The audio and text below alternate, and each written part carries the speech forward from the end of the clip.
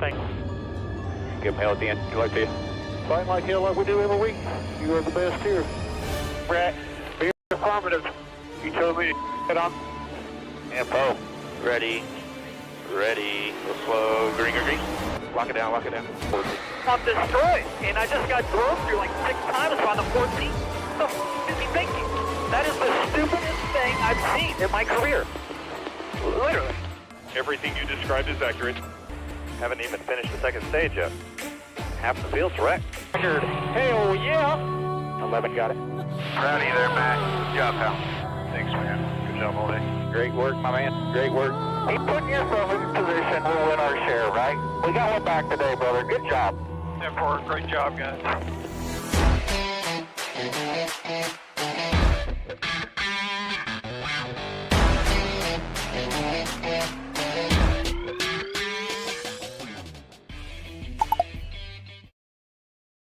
And welcome back to Racing in the Draft. Make sure this is working. Yep. I'm not sure if you just are catching this live or not, but just finished watching the most interesting heat race I think I've ever seen in NASCAR, to say the least. They couldn't make up their minds whether they wanted to use the wet tires or dry tires or any of those. Yeah, let's win some All-Star money. Matt, how you doing tonight? I am at a loss. I have no earthly idea what to expect for tomorrow. Actually, I do have some ideas, but we'll get into that. But the last time we were at North Wilkesboro was 1996. Well, I guess they raced some races last year when they reopened. Yeah, they have done a lot of work to this track, and I think they've got some more work to do. After this thing, I think they're going to have to repave if they plan on racing again next year, or at least do some real repairs. But either way, Jeff Gordon was the last winner at North Wilkesboro in the Cup Series. That's how far back we've got to go, and look how young he looks.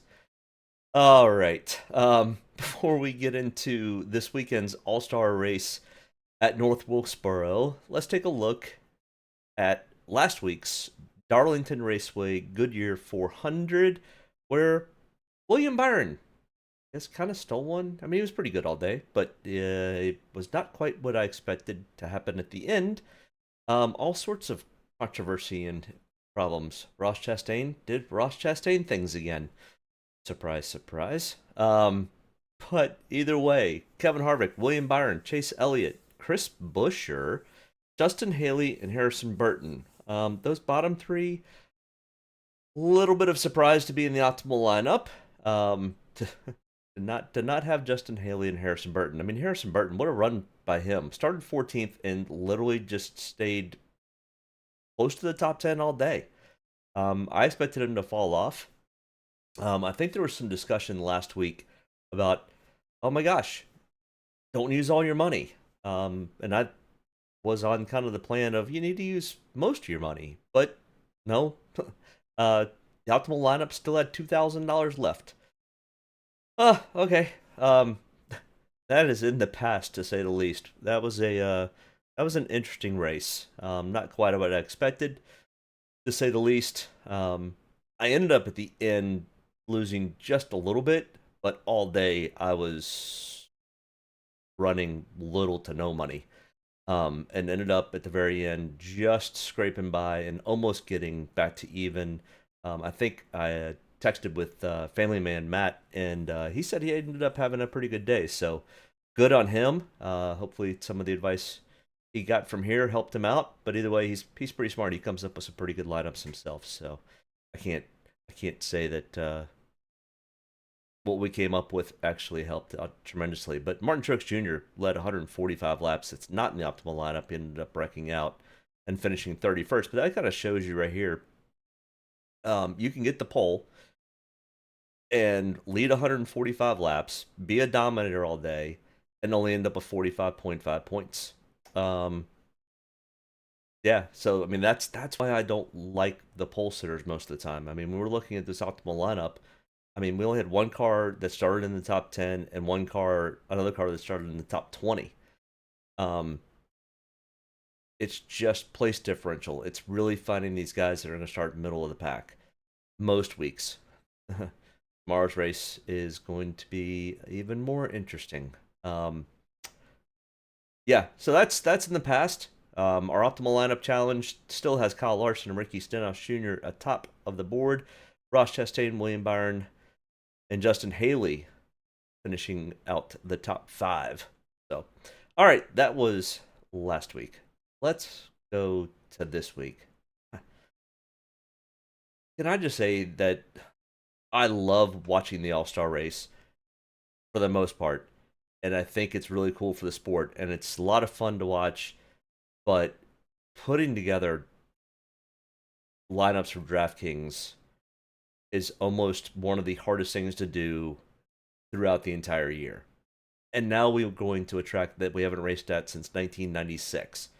That it's now a patchwork of concrete and asphalt and new pavement, and then they go and run the heat races where it rains, and they run race tires, and they run slicks, and then they run rain tires again. It's like, what am I supposed to do with this? I'm sure if you're watching this, you might be scratching your head also. And then we're only going to have 24 guys in the actual official All-Star race. Chastain has been in an incident 9 straight races. Oh yeah, because Ross Chastain does Ross Chastain things. Yeah, I had a great day, and of course you helped. You always do, bud. Our conversation. Yeah, I mean, I hope it helps. I just try to give the basic facts of what I do and what I've seen and what I've studied for the last, I can't even go back 10 years of doing DraftKings and NASCAR, and then 30 plus 40 years of watching NASCAR. So I remember watching this race. I was a young buck at that point in time, but I do remember watching this race and being kind of disappointed that they were getting rid of North Wilkesboro. But we are going to race the All-Star race here. And hopefully next year they get this thing worked out and they run a full race. Let's look at what Fox has got for... Fox did this little breakdown of what happens for the All-Star race. It's pretty much to get in. It's the race winners, past champions. They did the 2 heat races tonight. They both ran 60 laps. They decided the inside and outside rows, which is kind of like what they do for the Daytona 500 when they have the qualifying runs. Then we have the open. Go back here. Then we've got the open race, which is anybody that wasn't a past champion, didn't win a race, and something else. There's only 21 drivers that are solidly locked into the actual All-Star race. Then there's another 15 or 16 drivers that are vying for 3 spots in the open, which is a 100-lap shootout.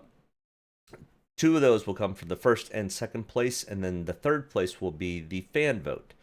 If you happen to be, my guess is probably somebody like a Noah Gragson or a Josh Berry or maybe a Ty Gibbs will get the fan vote. And if they happen to finish first or second, then it'll go to the second place fan vote and maybe the third place fan vote if the top 2 end up finishing first and second.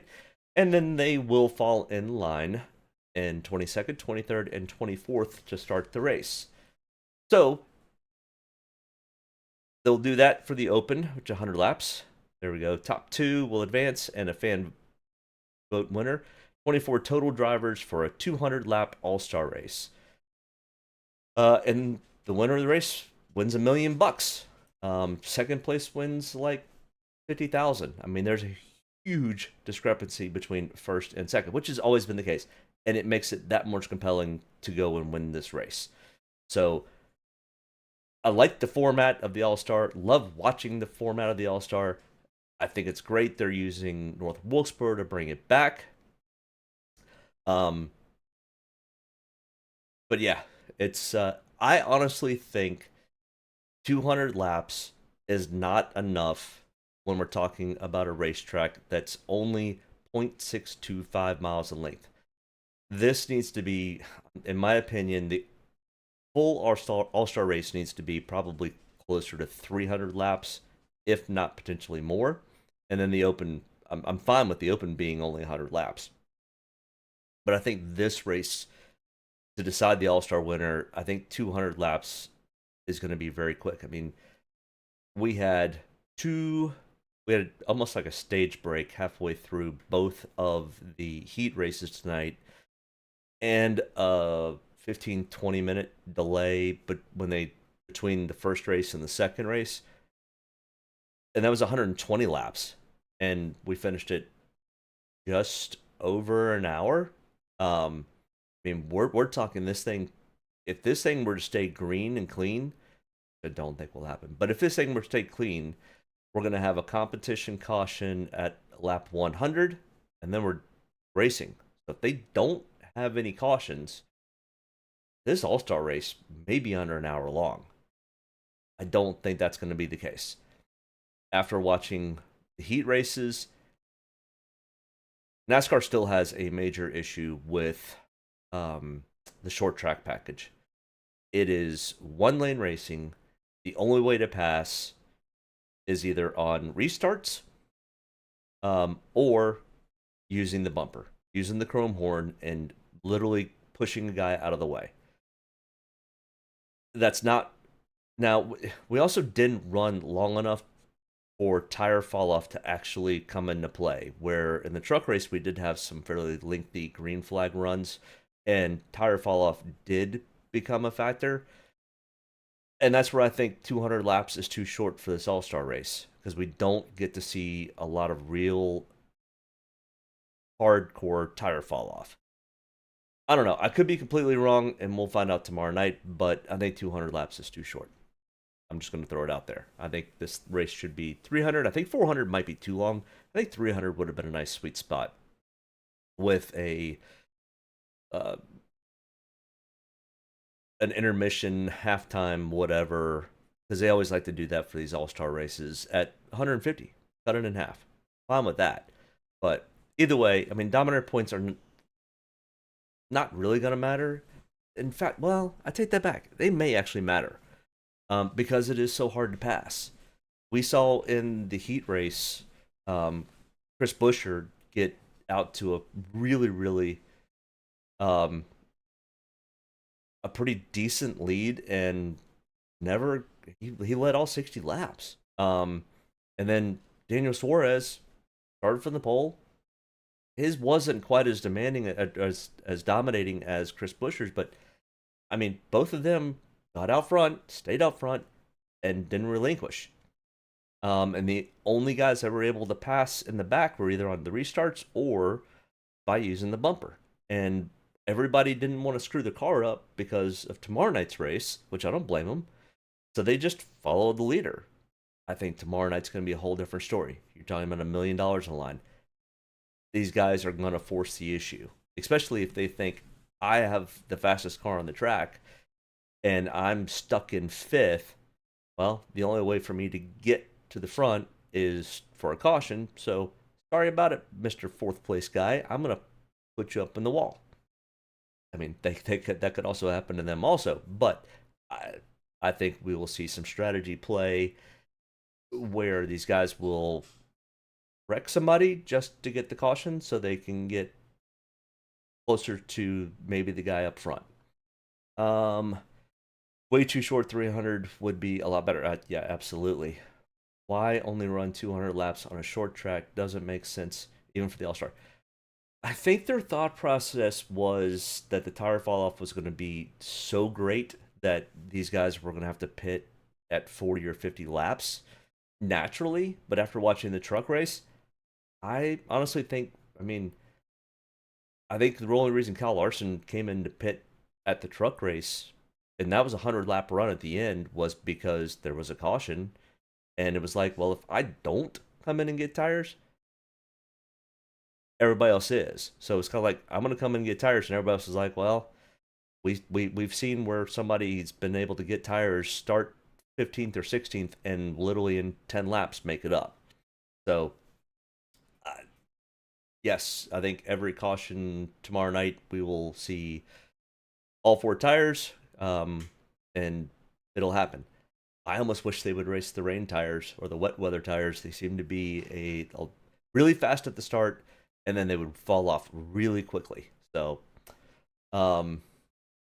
yeah, I just wish it were a little bit longer. I think 200 laps is just too short, but we'll see. I could be completely wrong. They could end up wrecking each other 10 times tomorrow night, and we go, oh my god, I'm glad it's only 200. So we'll see. Don't. I think dominator points could play a role, but I don't.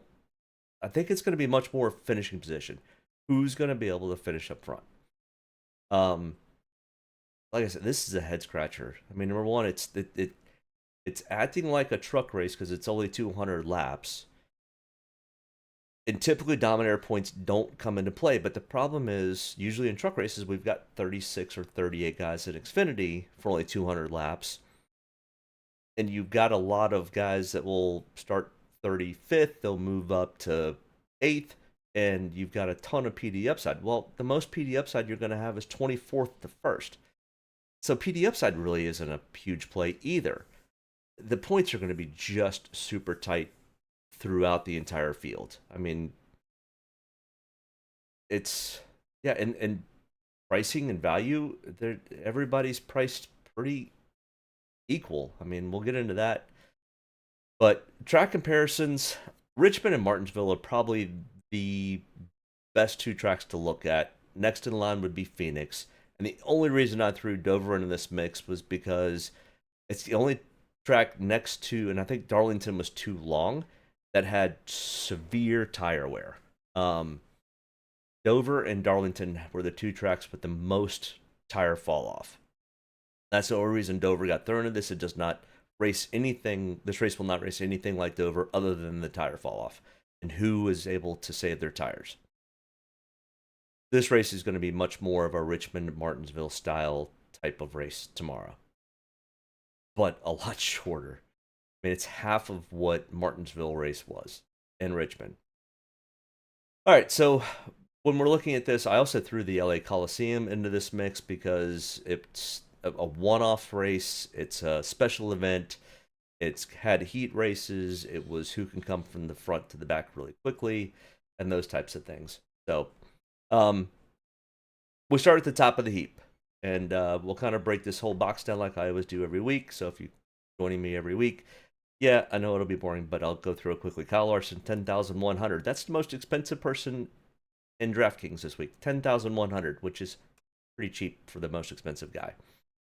Kyle Larson starting 16th. Then we have his practice laps here. He was first in single lap. So his fastest lap that he put down was the fastest lap anybody put down. So first there, he did a total of 69 total laps in practice. They did have a 1-hour practice session instead of the 20-minute practice session that they normally do.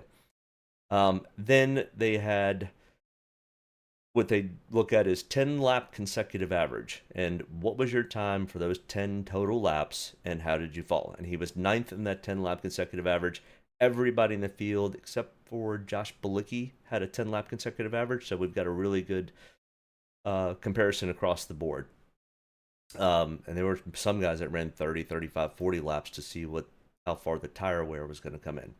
Then at this bottom line, we look at Kyle Larson has 2 wins. The R and the M is Richmond and Martinsville. He's got 4 top 5s, 4 top 10s, 4 top 20s in the 5 races that are listed here. He has a 66.8 DraftKings average, which is the best DraftKings average of all those 5 races combined. And he's got an 8.6 average finish. Not the best, but pretty close. There was one person that had a little bit better average finish across those 5 races. Then we look at his heat race. So he was in the 2nd heat race. He started 5th and finished 8th. And I think the 2nd heat race really had some, in my opinion, some issues because they started on slicks, which are the tires that don't have grooves, which are not wet weather. Then they threw a caution at lap 25, and there was some drizzle, so they went in through the wet weather tire on, and they made adjustments unaccordingly, and they fell to the back. Tomorrow will not be that.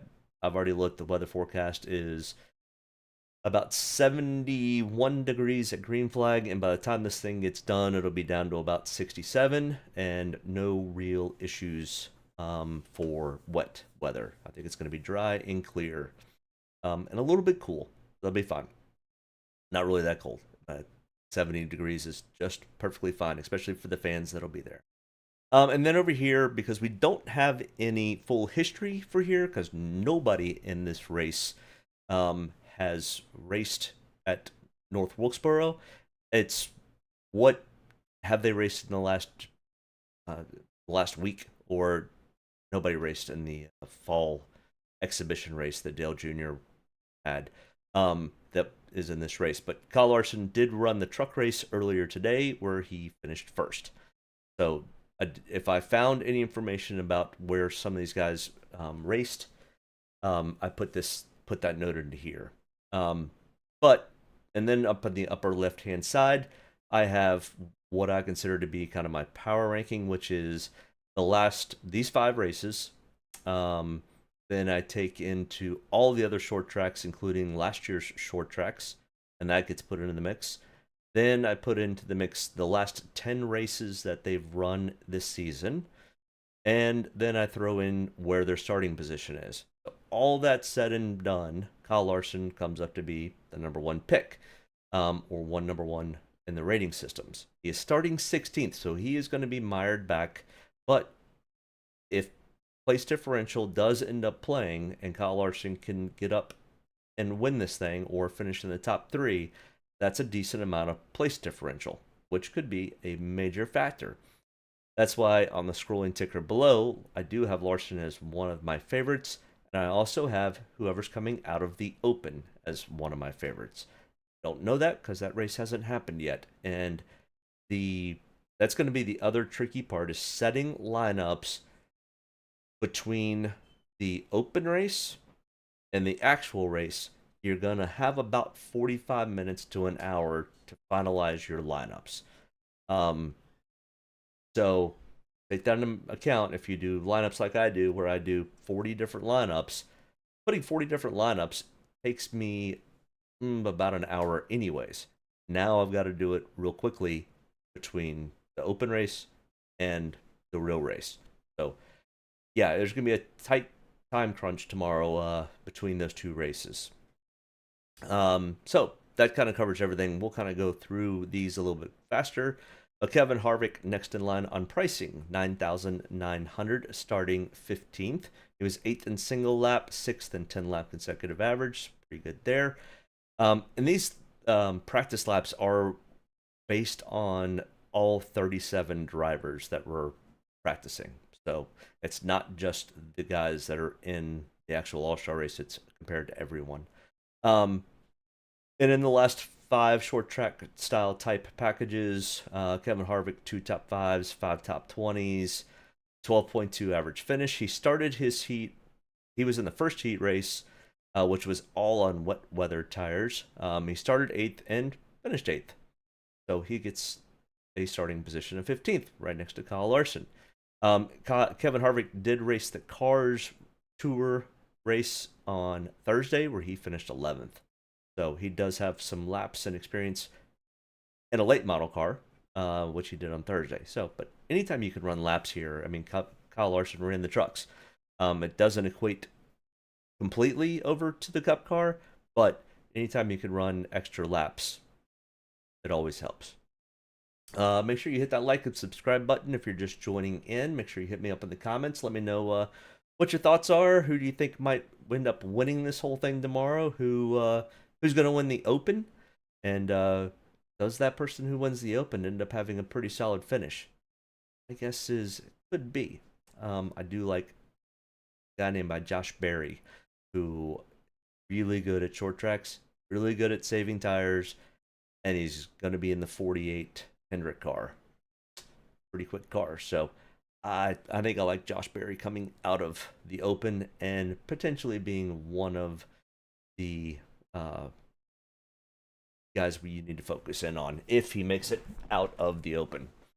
That Open race could be quite squirrely. I think it was, 3 years ago, Tyler Reddick I thought was going to be a shoo-in to win the Open and be solidly in, and ended up missing the Open race, or missing the big race because he got wrecked in the Open. So anything can happen. This is always a crazy, crazy event. Joey Logano next in line here, $9,700, is starting third in the All-Star race.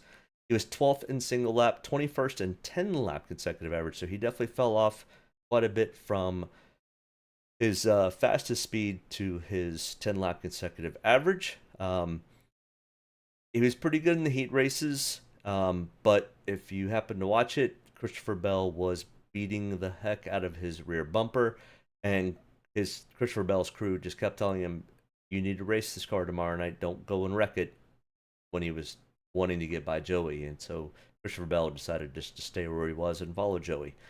So I don't think that's a great comparison of where Joey should have finished. I think Christopher Bell was being nice and wanted to make sure his car was intact for tomorrow.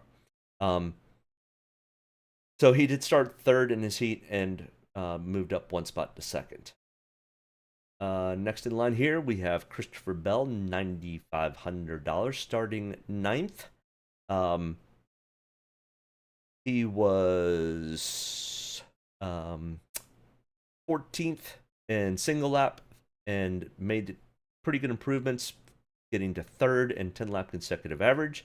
If we look at his 5 races that are similar, he's got 1 top 5, 3 top 10s, and 5 top 20s, a 46.5 Draftkings average, and a 9th place average finish. So pretty good, pretty close to actually Kyle Larson's average finish on similar style tracks. He was in the first heat. He started 10th and worked his way up to 4th and then back down and just kind of cruised there. He did finish 16th in the truck race earlier today, and he finished 2nd in the ASA race on Thursday. So he's had quite a few laps in different vehicles, and then ended up having a pretty good showing on the heat race. So keep an eye on Christopher Bell. I think starting 9th, that's middle of the pack, and if things go well, he can definitely make his way up front. Martin Truex Jr., 9,300, starting 12th. He was 6th in single lap, 5th in 10-lap consecutive average. And at our comparison tracks, he's got 2 wins. He won the LA Coliseum, and then he went and won Dover. So pretty good tire wear and the ability to run on short tracks, and did pretty well at Martinsville, Phoenix, Richmond. He's raced really well. He's got a 6.6 average finish. I mean, it's 2 spots better than the average finish of Kyle Larson, and yeah, it's pretty solid. He started 6th in his heat race and finished 6th. He did not have any other races that he raced at North Wilkesboro, so I don't know if that'll hurt him or not. I don't think so. He seemed to be pretty racy and pretty consistent in the heat race earlier tonight. Like I said, I mean, they were on different tires. It was all sorts of weird. I don't know how much we can take into account for what they raced and showed tonight. I think practice speeds are going to be much more of an indicator.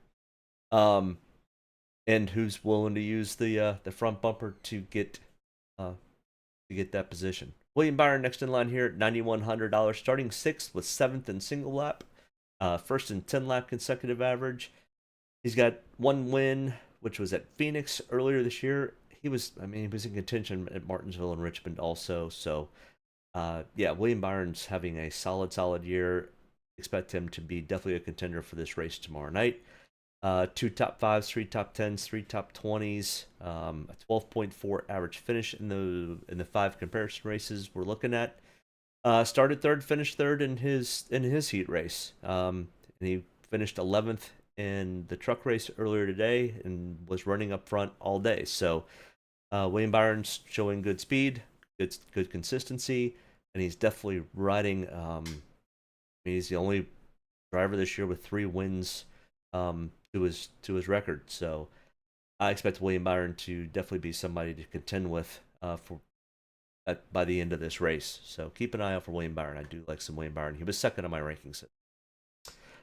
Denny Hamlin, I do have a complaint. I don't know why Denny Hamlin's team, I mean, even BJ McLeod's car was put on the NASCAR website, and that's where I pull all the pictures of all the cars and their paint schemes.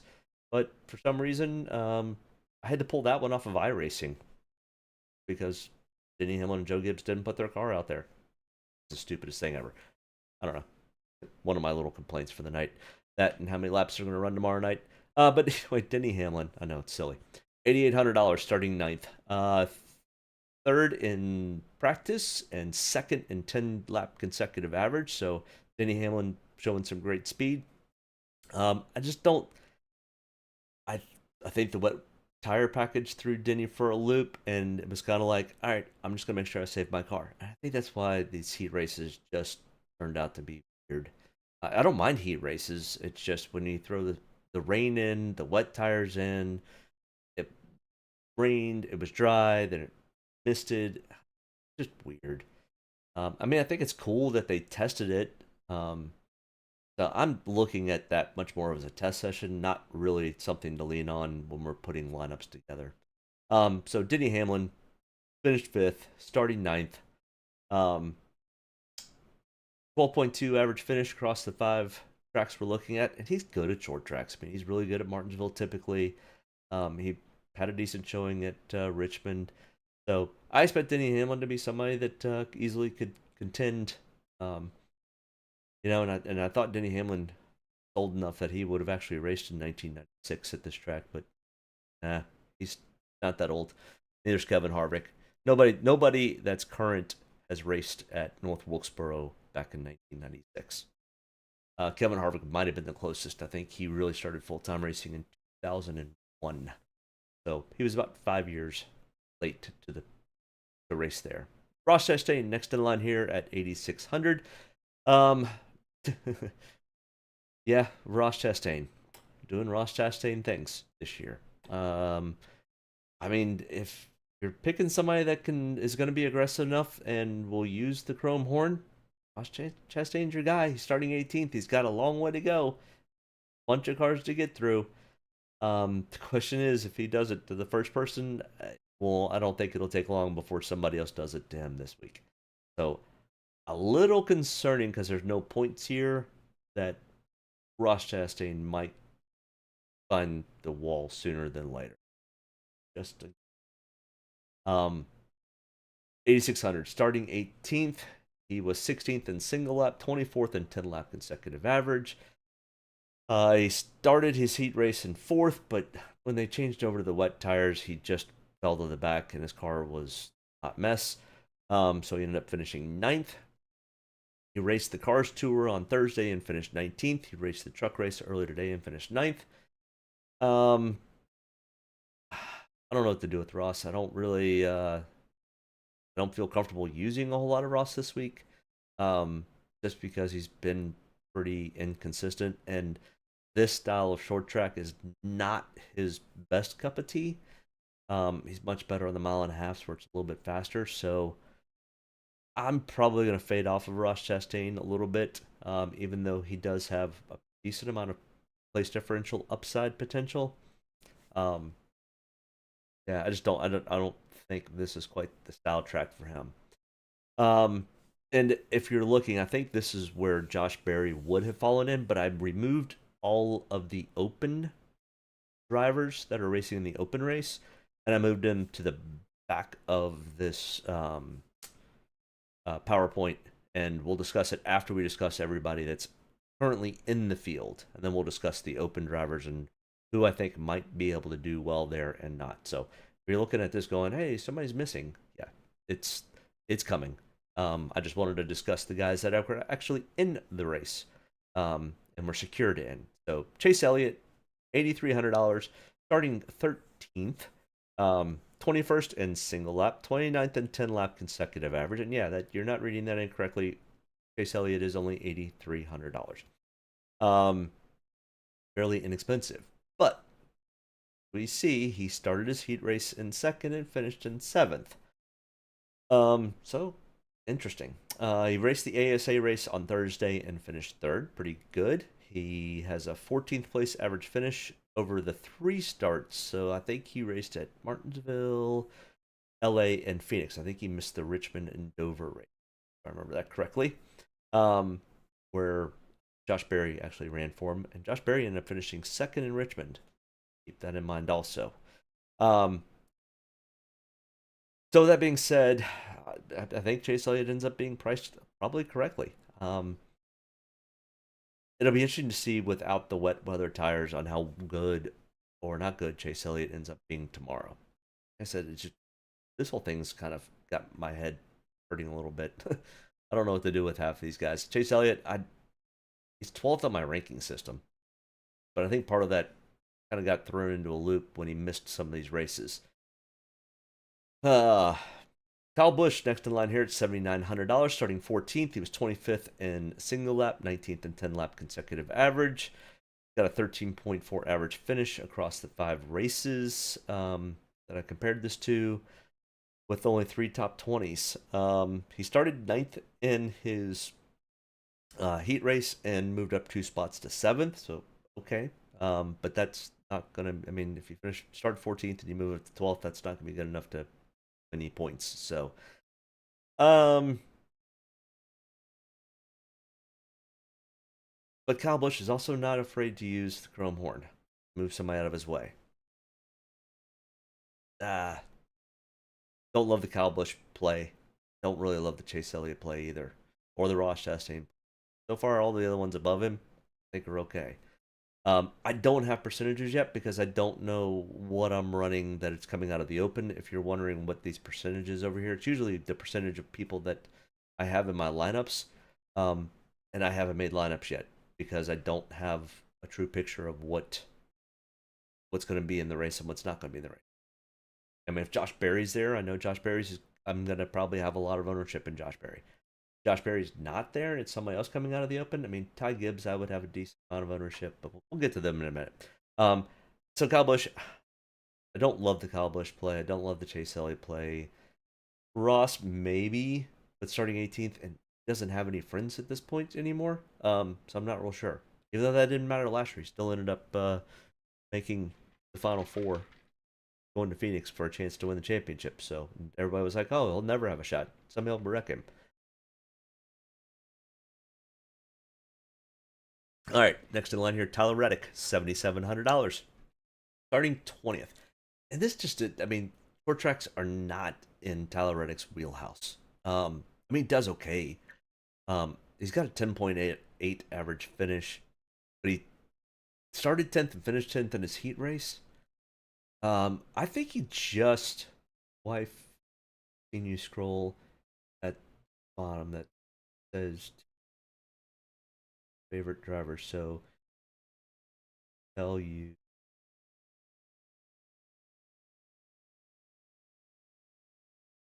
at the bottom it says tell your favorite driver. Okay, so your wife's favorite driver is William Byron. I mean, William Byron, Willie B's a good driver. This is definitely his year so far. But tell your wife thanks for watching. I appreciate it.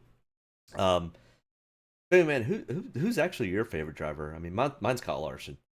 And I'd like to, I mean, Mark Martin was still my all-time favorite. But Kyle Larson, but Ross Chastain, after he pulled the stunt at Martinsville, I thought that was pretty cool. So I became a Ross Chastain fan, and then when he started wrecking Kyle Larson so much, I beginning to not like him so much.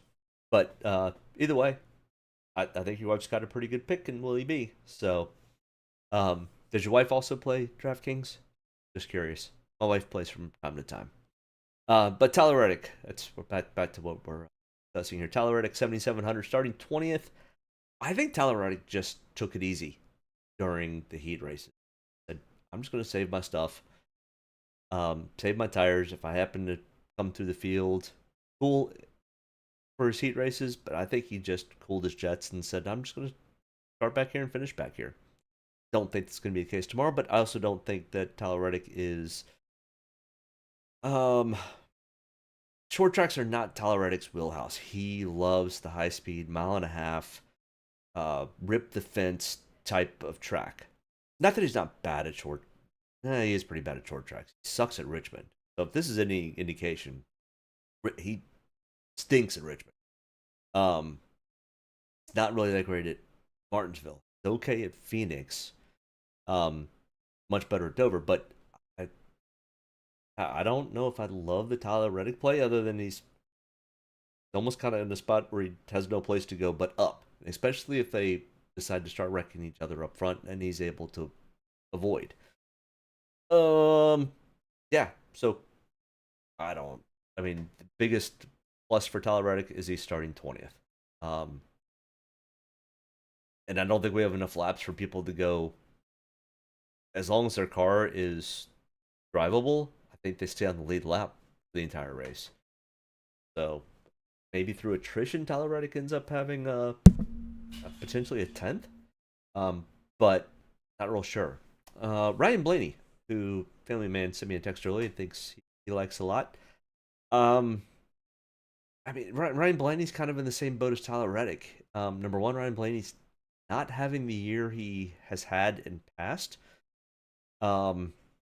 He's also, short tracks are not really in his wheelhouse for what I would be like, ooh, yeah, I need some Ryan Blaney.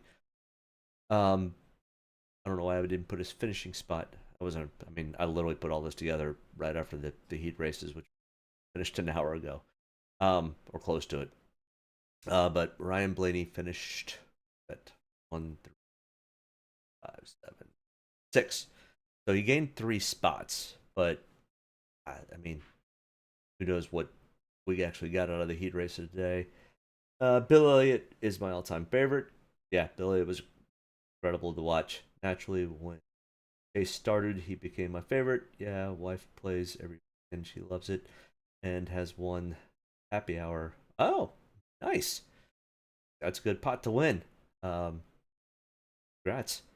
Yeah, I mean, that depending on what week you play, that's $1,000 to $2,000 for $1, I think is what the entry fee is on them. But yeah, good for you. The Chrome Horn's my favorite. But there's a lot more people who play it. Also, the pot's a lot bigger too. So, I think the best one I do is the $2 donut. That one I end up finishing pretty well in every week. The field's a lot smaller, the pot's a lot smaller, so a little bit easier to win that one, or do well in that one. Ryan Blaney, we're talking about him, 7,400. Yeah, family man, I know you sent me a text message on Ryan. I didn't see anything in tonight's race that makes me go, ooh, yeah, there's potential there. Kind of like with Tyler Reddick, if there's some attrition and he's not part of it, but I think kind of starting in the middle of this thing has a tendency to possibly be part of it. He was 26th in single lap, 17th in 10 lap consecutive average. I didn't see anything tonight that makes me think that Ryan Blaney's got anything for this thing tomorrow. Other than maybe through attrition. But just looking at stats and facts, I don't see anything that makes me think I want to take some Ryan Blaney. I'll have some ownership, but we're probably talking 5 to 10, maybe 15% of my lineups will have Ryan Blaney in them.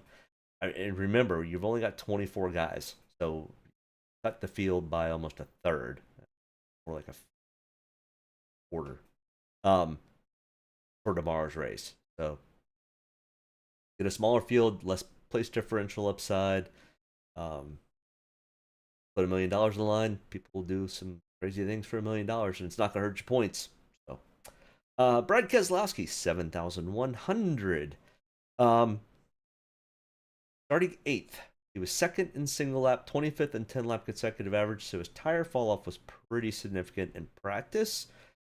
And we didn't have enough of a far enough run, and I'm not sure we have a far enough run tomorrow for significant tire fall off. Started 5th in his heat race, finished 4th, finished 12th in the Cars Tour earlier this week. Got a 15th place average finish at similar style tracks, starting 8th. Maybe. I mean, maybe if he goes and talks to Chris Buescher, who is his teammate, and figures out what Chris did tonight, maybe not. I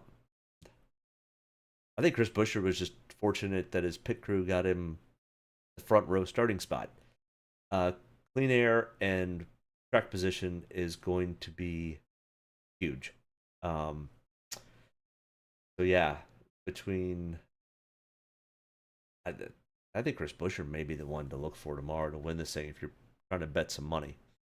Bubba Wallace, 6,900, starting 10th. Bubba Wallace is actually a pretty good little short track racer. It's either short tracks or super speedways with Bubba Wallace. Other than, didn't love his interview after the truck race. He seemed to have gotten really down on the dumps, and I don't understand that. He got a 5th place finish at a track that's pretty tough. And he didn't pit on the last pit cycle, where Kyle Larson did. Kyle Larson just drove by him. I was like, Bubba seemed to be upset that he didn't have a better finish, and I was like, dude, he had old tires. Nothing he did or couldn't do. You like RFK tomorrow? It's tough. A lot of guys, I can't get a good read on most anybody in this race. Other than, Suarez was fast and Chris Buescher was fast, but was that just they had the front row starting spot and got out front and nobody could pass? Was it everybody else was scared to try to do some crazy antics because they needed this car for tomorrow? Yeah, I'm literally going to pretty much just kind of throw these heat races out. Be like, okay, starting position is going to be big. Place differential could potentially be big, but not as big. I think it's going to be finishing positions really what the hone in is going to need to look like. And the question is, how aggressive are these guys going to be for $1 million? I would have thought that we would have seen in 2020 a lot more than we did when Chase Elliott won that at Bristol, and I kept expecting guys to push and bang and shove, and that was one of the cleaner all-star races we've ever had. I don't really, honestly don't. I think we're going to see a lot of aggression tomorrow. Number one, no, we haven't raced a race at this track since 1996. Number two, there's $1 million on the line. All of those things. It's going to be prime time, under the lights, lots of excitement.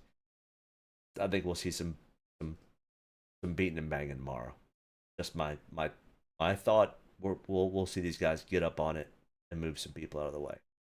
And if that's the case, Bubba Wallace may be the one causing it and might be the one getting into it. I don't know. He definitely showed some little amounts of aggression tonight to move. I think he was moving Kyle Larson out of the way at one point in the second heat race. But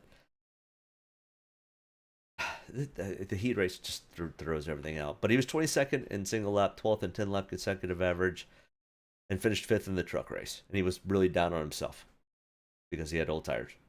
I understand why he thought because he had old tires that it was a bad thing. I don't know. Chase Briscoe next in line, 6,800. And when the first heat race started, I was like, ooh, the Fords are not good again. And then the Fords came to life, and Chase Briscoe moved up to 3rd. And he was beating the heck out of Joey Logano's back bumper. Never moved out of the way. That's when I was like, ooh, these guys have the potential to move these guys out of the way really, really quickly. So finished 3rd in this heat race, started 5th. He raced in the Cars Tour on Thursday and finished 10th. He's been off a little bit the past 5 or 6 races, but all indications are whatever they had going on might be fixed. He was 5th in single lap. He did 81 laps, which I think might be the most practice laps of anybody, and 20th in 10 lap consecutive average. So a little bit of fall off, but not too bad. So keep an eye out for Briscoe. I think he might be one of the ones with some aggression for these guys tomorrow. Daniel Suarez, 6,600. I think like Briscoe tomorrow, but like I said, I don't feel good about any of it, to be honest. It's literally throw darts at this thing tomorrow and see what comes out. I don't have a good reading for anybody other than who happens to be out front if there's a restart with 20 to go. and they've got fresh tires and they can get a jump on the field, they're gonna walk away with it. But getting to that point, I don't know. But Daniel Suarez was 32nd in single lap speed, 28th in 10 lap consecutive average. He finished 15th in the Cars Tour, 5th in the ASA Tour on Thursday. I mean, his average finish similar style tracks is a 23.2, which is pretty bad. But then he goes out and starts from the pole and finishes first in the first heat race. And he had to move somebody out of the way to get to that spot. So aggression definitely was ramped up with Daniel Suarez. He moved Chase Elliott out of the way. But he looked good too. So I don't know what to make of Daniel Suarez. He was fast. I mean, Daniel could easily get out front, lead a ton of laps, and win this thing. I mean, it's that crazy. I don't know what to expect out of this race tomorrow night. I know you guys have come here for a little bit of advice, but I'm being honest. I don't know. Chris Buescher though, looking at his stats here, he's starting second, and this is the difference between Chris Buescher and Daniel Suarez. Chris Buescher was 4th in single lap, 4th in 10 lap consecutive average, and the second heat he started first, finished first. And he's got a little bit of better average finish than Daniel Suarez. But, I mean, starting on the front row of any race, now I know place differential is not going to be as big, but, I mean, Lily, if you get taken out of this thing early, you can forget it. And he's going to have to beat and bang with Daniel. I don't know. I mean, if I had to pick between the two, I think Chris Buescher's in a better spot than Daniel Suarez, at least looking at the stats. Austin Dillon, pretty quick. He was okay in practice, 19th in single lap, 11th in 10 lap consecutive average. But he's got a 16.4 average finish at the similar style tracks. He started second in the second heat race and finished second, and he was pretty quiet about it. Yeah, so I mean, Austin Dillon has a tendency to be a little bit more of an aggressor, so I don't know if that ends up costing him in the long run for this thing, where I would almost prefer to have Chris Buescher or Daniel Suarez if they get out front than an Austin Dillon who potentially could be victim of a chrome horn move and a bump and run type situation. Or does he end up being the guy that's the aggressor and ends up being using the chrome horn? I don't know. It's going to be a fun race to watch. I don't know how much I want to put on the line for DraftKings tomorrow, and I typically don't with these special event type things. I usually cut my my entries in about half. I mean, I still do 40 lineups, but instead of doing 4 to 5 different 20 max 20s, I'll do probably 2 max 20s tomorrow. I'll probably do the happy hour and the chrome horn are the 2 that are probably in.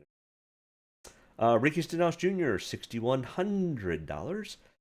Starting 19th, 30th in single lap, 14th in 10 lap consecutive average. Started 6th and fell to 10th. 19.3 average finish. I don't seem to have much interest in Ricky Stenhouse Jr. This is not his style of track. He doesn't typically do well at this style of track. I think he and Eric Jones and Tyler Reddick, I think the best they're hoping for is to miss any carnage and just get closer to the front through attrition. And that's a very good possibility. I look at the 3 of them as kind of the JJ Yaley, Rick Ware cars or BJ McLeod cars for tomorrow. Would be the Ricky Stenhouse and Eric Jones. 2 guys that I don't have a whole lot of interest in, but I mean, you get 5 or 6 guys that end up wrecking. Now Ricky Stenhouse Jr. has a shot at a top 10. And that might be enough to get him in the optimal lineup. Once again, pricing's not going to be an issue tomorrow. I mean, the most expensive person is 10,100. You literally throw a Chris Buescher at 6,400, and now you can run almost any lineup you want. So, Eric Jones, 5,900, started 21st, or starting 21st tomorrow. So he's last on the field other than the open cars. 34th in single lap, 31st in 10 lap consecutive average, started 11th and finished 11th, and never even sniffed being anywhere close to passing anybody in his heat race.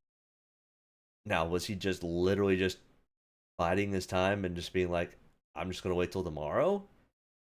But if we look at his stats, I mean, he's 25.2 average finish. He's got, I mean, next to Chris Buescher 17th. I mean, he's worse than Daniel Suarez on average finish. He's got the worst average finish of. Is Austin Cindric worse? No, Austin Cindric's worse. 33.3 average finish, starting 17th. So, I mean, there's another one. Started 7th in his heat race and finished 9th. 23rd in single lap, 27th in 10 lap consecutive average. Yeah, there's 5 guys I don't have a whole lot of interest in, and that would be Austin Cindric, Eric Jones, Ricky Stenhouse are definitely 3, and Tyler Reddick might be the 4th.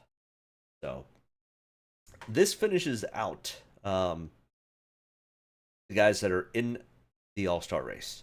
Now there are 3 spots for the next group of guys. And we start with Josh Berry, 8,400. He is starting 2nd in the open race. He was 27th in single lap, 22nd in 10 lap consecutive average. But at similar style tracks, he's got a 7.3 average finish and a 61.1 Draftkings average, where he's got 3 top 10s out of his 3 starts at similar style tracks. Richmond, Martinsville, and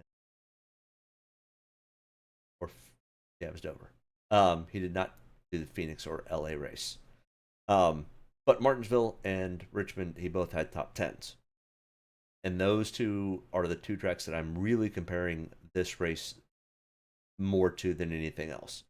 So with that being said, I think Josh Berry has a very, very good shot at finishing 1st or 2nd in the open race. And I also think he has a really good shot at potentially getting the fan vote.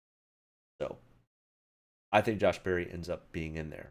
AJ Allmendinger, I don't think he's got a big enough fan base to pull the fan vote. He's going to have to probably race his way in. And AJ's really good at road courses, not that great at short tracks. And I don't understand or really understand why DraftKings priced him up to $8,100. In any normal other short track, he would have been 6,000, maybe 6,100. And there's nothing in the stats that I can see that makes I don't understand why they priced him up so much. So I don't have a whole lot of interest in AJ Allmendinger. I don't think he moves on out of the open race. His practice speeds were okay, but 22.4 average finish. Not that interested. Ty Gibbs, his pit crew won the pit crew challenge, and he ends up getting the pole position for the open race. So good on him. He was 13th in single lap, 15th in 10 lap consecutive average. He's got an 18.8 average finish at the 5 tracks that are kind of looking at with 3 top 20s. Okay, not bad. But I think Ty Gibbs could also, I don't know, his fan base is not all that big. I think Ty's going to have to race his way in. I think there are other guys that could get the fan vote before Ty does. I think Josh Berry races his way in or gets the fan vote would be my guess for number 1. Number 2, somebody else that's going to come up here in a minute. But Ty Gibbs, I think, is going to have to race his way in, but I think he's very capable of getting a 1st or 2nd. So, yeah, anybody else out there that you want to chime in? We've got quite a few viewers. Make sure you hit that like and subscribe button. Would love to know your thoughts on what you think of this potential craziness that may happen tomorrow. It's only 200 laps. It's going to go by in a hurry. So now, do we think place differential ends up actually playing into this, or do we think it's just going to be who finishes in the top 6? I think there's potential for somebody like a Josh Berry or Ty Gibbs to come into play for at least DraftKings coming out of the Open. Ryan Preece, who was extremely fast at Martinsville. He was pretty good at Richmond also. He's got a 13.8 average finish at similar tracks, which is not quite as good as Josh's Berry's, but his sample size is a little bit larger. He's got 5 top 20s at all 5 of the tracks we're looking at. So Ryan Preece is a short track expert, kind of like Josh Berry. So I expect Ryan Preece to potentially be up in the top 3. And I think that honestly are the best 3 people would be Josh Berry, Ty Gibbs, and Ryan Preece to potentially race their way into from the Open.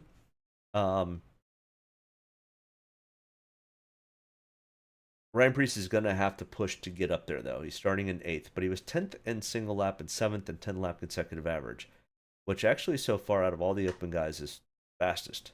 And remember, that's based on the entire field. So even with the guys that are in the race, he was still that fast. So, yeah, I think Ryan Preece could easily be right there with Josh Berry and Ty Gibbs kind of battling for that spot. So I do like Ryan Preece, especially if he happens to make it out of the Open and into the All-Star race. Eric Almirola, who typically is pretty solid at short tracks, starting 9th. I don't think Eric's going to have anything for. I think Eric ends up being probably my 4th pick on guys that could potentially make it in. I don't think he makes it on the fan vote. There's nothing out there that makes me go, ooh, yeah, Eric Almirola's got a huge online presence and got a huge fan base. When you're at the track, you don't see a whole lot of Eric Almirola t-shirts. I mean, the guys that like him, but it's not that many. I do have to say my favorite paint scheme for this weekend is Michael McDowell's car. It's the throwback to the Folgers Mark Martin car. Let's see, put a model together when I was a young buck of that car. So pretty excited to see that one on the track. But Michael McDowell, 7,300. I mean, Michael's not good at short tracks. He's a little bit better at the 1.5 miles and really good at super speedways. And he's a pretty good road course racer. Not sure that this is really set up for him. Even though I would love to see the Mark Martin throwback scheme make it into the All-Star race, I just don't think it's all that. I think finish position. You go tough to pass, and there are also there's not a full set of drivers, so there's not as many place differentials, and I think finishing position points are going to matter a whole lot, and there's a potential of one of those front 2 to just get out and lead 60, 70, 80 laps to start. So yeah, I think I'm right there with you, family man. But Michael McDowell, I don't have a whole lot of interest in. It's just not. This isn't in his wheelhouse. If there happens to be some attrition, he could sneak his way in, and I don't think he gets a fan vote in the way in. Kind of the same thing with Justin Haley here. He's starting 5th. He was 31st in single lap, 23rd in 10 lap consecutive average, 23 6.2 average finish, and I don't think Justin Haley's got the biggest fan base out there. Not that he's disliked. I just don't think he's got that big of a fan base to pull fan votes. Chandler Smith does not run full-time in the Cup Series, even though he's pretty well liked in Truck Series. I don't think that's enough to get him to carry through. He was pretty quick in single lap, not too quick in 10 lap consecutive average. And he's only got one race that we're comparing to where he had a 7th and he's starting 13th. So no real interest in Chandler Smith. Noah Gragson, 17th in single lap, 36th in 10 lap consecutive average. He finished 30th in the ASA Thursday night race, but he finished 30th because of a mechanical issue. This is not really in Noah's wheelhouse, but Noah's also aggressive enough to potentially just use the bumper till he gets up front. But he also has a very, very large fan base. So Noah could easily get the fan vote. I think Busher should take the bottom at the start of the race. I think it's going to be tough for Suarez to pass on the inside. I don't see anyone passing from the outside during. Yeah, nobody was passing from the outside. But so when the track was much wetter, the outside worked for the first 5 laps. Then the track dried up a little bit, and wet tire faded quickly. But when it was fast, it was fast. Under dry conditions, the top line is not. Unless you just happen to be the only person on fresh tires, can you pass on the outside? At least that's what I saw in the truck race. So, yeah, I think, yeah, I mean, if Busher has a chance to take the inside, absolutely you want to take the inside. The inside is absolutely the fastest way around that track, and that's where they're going to fall in line with each other. Only way that you get ahead of somebody is if you move them.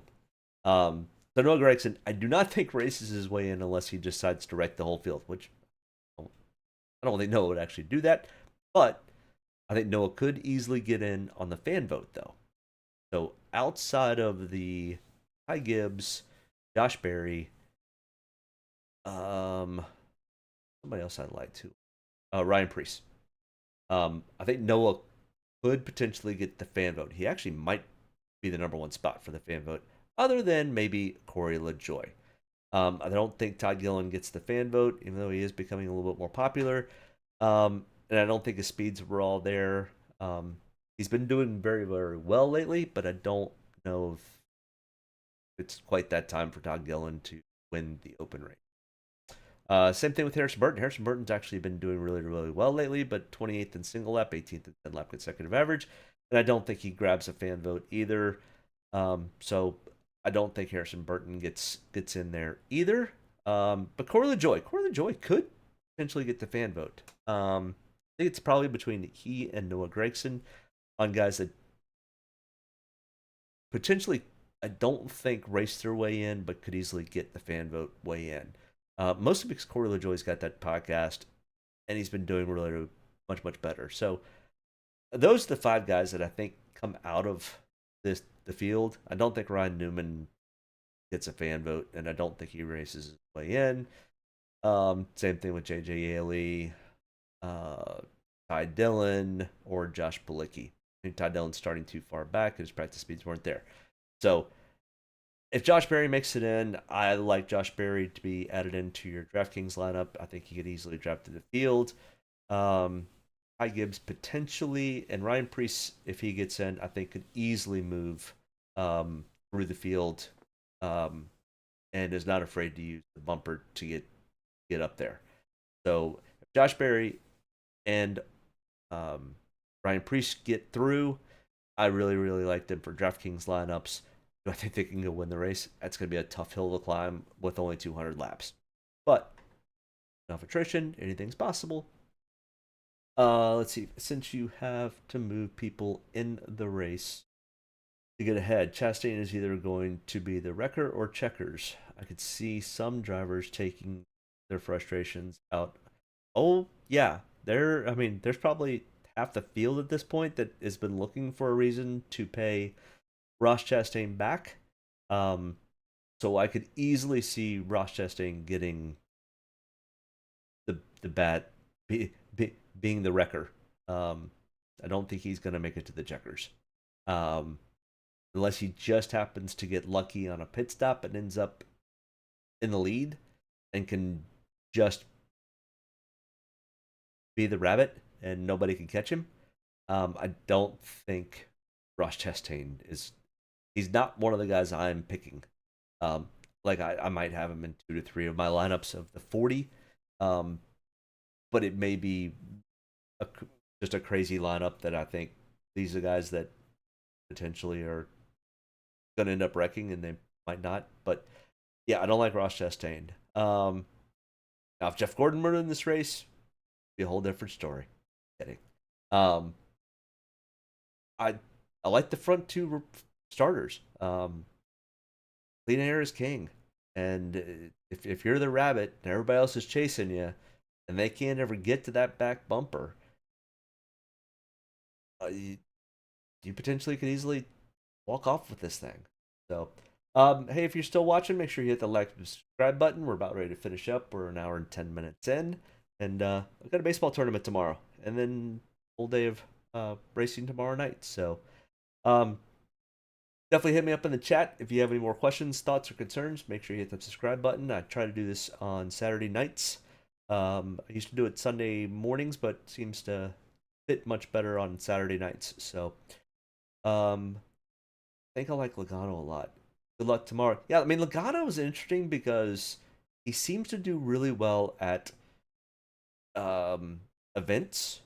So All-Star races, the LA Coliseum, he won the first time there.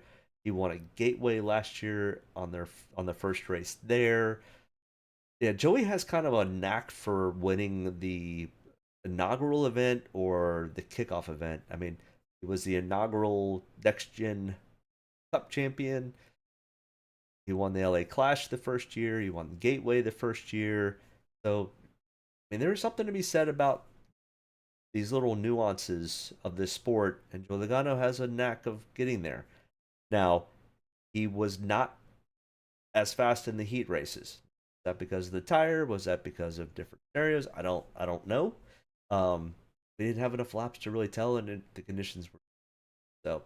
I don't mind the Joey Logano pick. I think it could be interesting, but we'll see.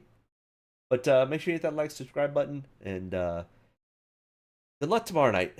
It's gonna be interesting. How much time do we have in between the Open and All-Star race? It's about an hour to an hour and 20 minutes is what I typically remember. So they'll have to finish the Open race. They will then do driver intros, and those are literally walk-up songs, interviews. They clean the track.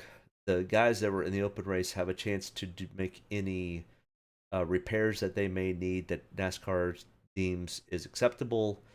So yeah, there's about an hour to an hour and a half between the Open and the actual All-Star race. Also depends how quick the Open ends up finishing, because there are some TV time crunches that do get played into it. So, yeah, don't dilly dally in between the two, at least. But you do have time to build lineups. I would have a fair amount of your lineups ready and being like, okay, if this, then that. So if Josh Berry gets in, if Brian Priest gets in, if those types of guys get in that you know that you want to play. Whereas if Noah Gragson gets in, I don't have much interest in Noah coming from the back, regardless. It's like I don't think Eric Jones comes from the back. Now, will I have them in a couple lines? I don't think there will be anybody that I'd completely discount, unless there's somebody coming from the Open who gets the fan vote that their car's torn up. But because this thing could easily be a lot of people putting people into walls and using the chrome horn, then we have some attrition that happens. But other than that, unless I think they can race their way up, where I think a Josh Berry can and I think a Ryan Priest can, I don't have a whole lot of interest of anybody coming out of the Open race. So you'll have a pretty good idea who you may want to be putting into that spot. And once again, don't think salary cap's going to be a real issue. So I would just have your stuff lined up and ready with if this, then that type scenarios to throw in, and then kind of go from there. So, but I'll be around tomorrow evening. If you have any questions, make sure you hit me up in the chat. I'll keep an eye on that. I'll be more than happy to try to answer any questions that come through. But otherwise, enjoy a Sunday early afternoon without any racing, so you can watch racing tomorrow night. So have a great rest of your weekend. Enjoy some time, and next week, Memorial Day weekend, Coke 600, the best day in racing of the year. You got the Grand Prix at the F1 race at Monaco. Then you've got the Indy 500, and then followed up by the Coke 600. So lots of great racing next weekend, also on Sunday night. So Thank you, Matt. Good luck. Let me know how you do. Anybody else have any questions, thoughts, or concerns? Hit me up in the chat. Make sure you hit that like and subscribe button, and we will see you next week. Thanks. Bye. Get a good deep breath. Get ready to roll here. Only about one thing tonight, getting the W, so got to be around at the end to do that. Get ready to roll tonight, boys. Let's go have some fun. Don't get me any more fired up than I already am. All the way to the checker. You're fine. Nobody's got to run. Checker time, baby! Hell yeah. Proud of you there, Matt. Good job, pal. Thanks, man. Good job all day. Great work, my man. Great work. Keep putting yourself in position. We'll win our share, right? We got one back today, brother. Good job. 10-4, great job, guys. Excellent work, my man. Excellent work. Thank you. Man, that's awesome. Set out with a goal and got it here, bud. Thank you very much. Really proud of you, man. Drove your butt off tonight. We had the fastest car here, bud. Probably killed our deal there. Just feel like I gave one away. Yeah, boys. Way to rebound. Great job. Great job, bud. Really good job. Appreciate you hanging in there with us all weekend. What a weekend. Good job. Thank you.